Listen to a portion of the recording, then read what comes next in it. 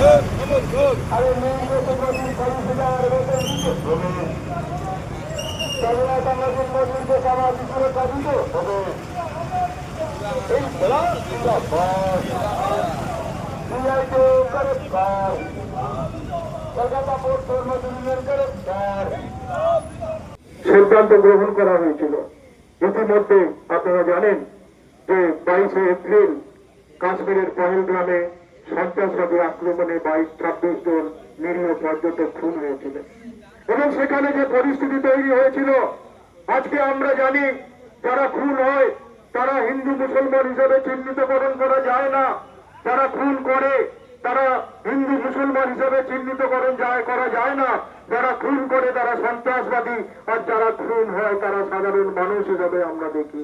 তার এই প্রেক্ষিতে আমরা ট্রেড ইউনিয়নগুলো যে যুদ্ধোত্তর পরিস্থিতি তৈরি হয়েছিল দুটো দেশের মধ্যে, আমরা ট্রেড ইউনিয়ন, দায়িত্বশীল ট্রেড ইউনিয়ন, আমরা তাই সিদ্ধান্ত গ্রহণ করলাম যে এই পরিস্থিতিতে 8ই মে আমরা মিটিং করলাম দিল্লিতে।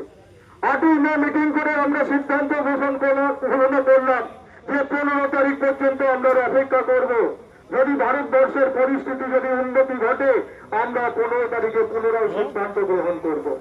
15 তারিখে সিদ্ধান্ত গ্রহণ করা হলো 10টা কেন্দ্রীয় ট্রেড ইউনিয়ন এবং সমস্ত ফেডারেশনের তরফ থেকে যে আমরা 9 তারিখে আমরা 200 মে ধর্মঘট করছি না, আমরা ধর্মঘটটা 9 জুলাই সারা ভারতবর্ষব্যাপী ধর্মঘট করব।